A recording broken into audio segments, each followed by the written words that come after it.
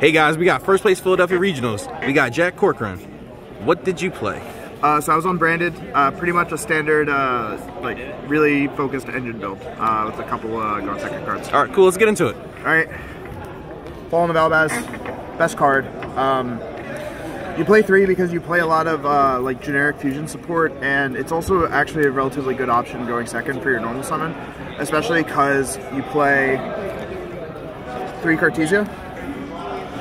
So if you summon this or you discard it, your plays get a lot better. Just being able to extend into the Cartesia to get you extra fusion summons can allow you to go for more mid-range lines when your branded fusion gets sashed. Yeah, get yourself some plays. Yep. Apart from that, we have 2 Aliber. Despite popular opinion, Aliber kind of sucks. I was thinking of pushing it up to 3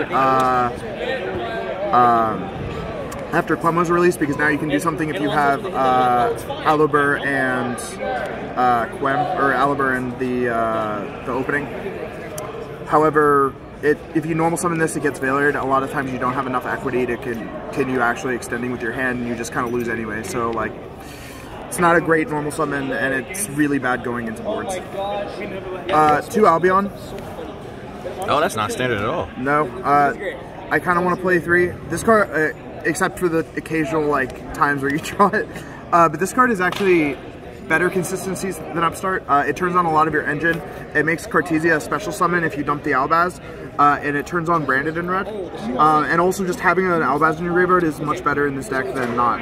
So on top of that, the draw makes your deck a little bit more consistent than even an Upstart, because in an Upstart situation, you draw the card. In this situation, you get a card you don't want out of your deck, and then you draw a card. Yeah, it can help you access the engine too.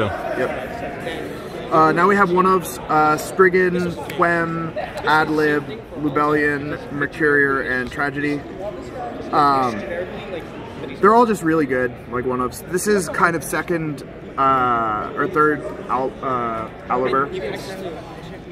Except it's not Aliber, so you can actually use it if your Aliber gets impermed, Veilered, or anything else. This card is good for making Gold Sark live and also making sure your board doesn't get nipped. This card is insane. It's kind of, with Puppet Gone, it's kind of how you create the highest cap end board. And Lubellion is just to get Lost on the board, because Lost is kind of nutty. But it comes out a lot. And Tragedy is just the best value card. And this card is, I was really excited when this card came out. Namely because it gives you a way to put Albaz in the grave through your branded openings, which is really good in a lot of hands. It's very fragile though. If your opponent is playing Nib, it doesn't actually extend your board all that much, and you commit a lot more hand advantage when otherwise you could have just discarded a branded opening. It's also kind of the best when you see it with Cartesia, so that way you can go banish with Mirror Jade, fuse Cartesia and Mirror Jade into Guggenol, special summon back to Guggenol. That's kind of it for the monsters. Spells, branded fusion. It's branded deck. Yeah, best card. It's a really good card. Don't ash it, please. Fusion deployment, actually very comparable to branded fusion. Tutoring out either Albaz for going second or Cartesia to extend your plays and make you more resilient against Ash, Veiler, Imperm. Or not, well, yeah, even Ash. Yeah, basically make you play through hand traps. Yeah, very, very good. Especially with others' fusion support. Sometimes just tutoring out an Albaz is very good. And even in hands where you don't open Branded Fusion, you can make Mirror Jade. Opening. Again, it's more copies of Fusion, but it doesn't eat your normal summon. And it does put cards in your graveyard, which is actually better than not. Sometimes. Double Branded in red. Again, if you play a very heavy Albion engine and you are putting Albaz in your graveyard a lot, this card actually extends you past Ash, and it allows you to play into boards a lot easier. Again, it plays around Imperm, it plays around Skill Drain, it plays around a lot of things, and I really like it too. Other one-ofs, Call By, if you see it, you're great. Gold Sark, Foolish, Branded Lost, and I'll just throw this in here because after this we kind of get into non-engine. These cards are very flexible. It's Aliber 2, also puts Albaz in grave, also does other things. Gold Sark, also Aliber, also Cartesia. Lost is just one of the best cards, gets you into a lot of your more powerful board extenders. And this card is just absolutely essential. Hands that you open red, it lets you extend your interruption, and it also is critical for the grind game. Either with putting back fusions that are in your graveyard, or just, you know, adding back branded fusion. Now for non-engine stuff, we have Evenly Matched. Evenly Matched was insane all day. Not a lot of stuff was putting up a ton of negates, and every time this card resolved, it was like very impactful. The other card that I was playing the Patchwork Engine, relatively small. This is the fusion support that I've kind of been alluding to throughout the rest of the list.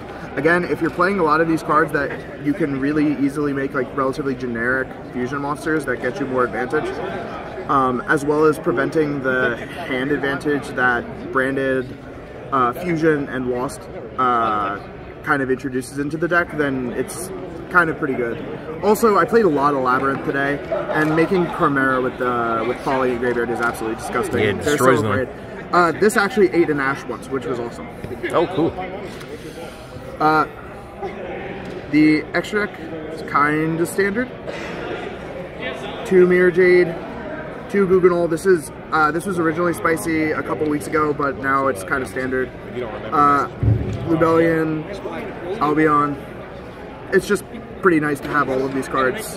Like, I kind of wish I had a third one of these sometimes. Probably could. There's some flex spots that I didn't really think were super important. Namely Albion. Albion's good. Like, it's a really good card. It helps you in the grind game when you just want to summon a big D-stick that can't be targeted. It has a lot of favorable attributes against Cash because it can put a monster on the board. It can also like revive a Mirror Jade late into the game, and that's just like kind of really nice. Rinbrum, absolutely essential. One of the best cards in the deck. Like, this card just gives you a lot of interruption that they can't interact with. They can't interact with the Mirror Jade and also be worried about the Albaz in the graveyard. Guardian Chimera, absolutely insane. I mean, it's just one of the like linchpins of the deck. This is what you do under Shifter. This is what you make off of this in the Kashtira matchup. This is a flex spot. It comes up like if you have ad libitum and just another light card, you can with this engine you can use it to get back either a Mirror Jade or an Alibur and get like branded fusion and start your engine again. And this card's good. It makes the summon effect off of this actually relevant, and that's pretty sick.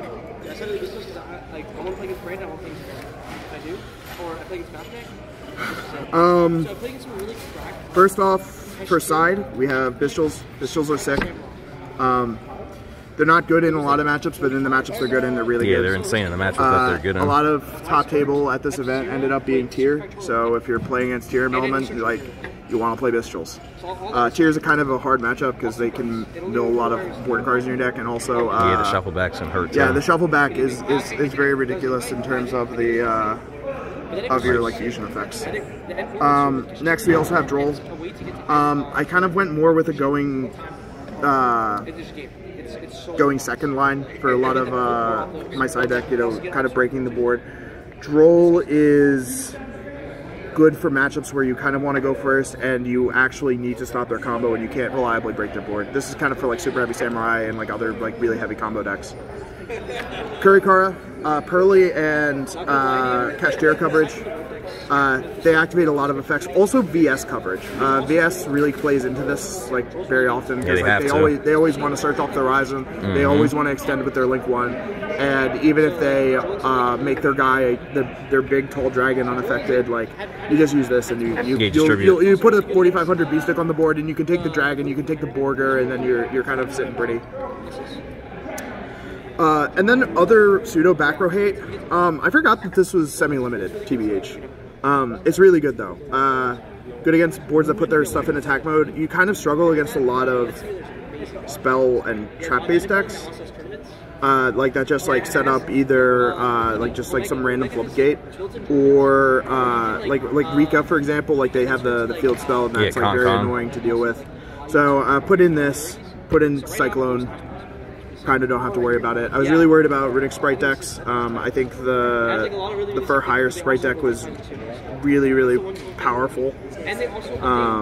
But we had these cards and we didn't care about it. So that was my list. Got first. You got any shout-outs? About it.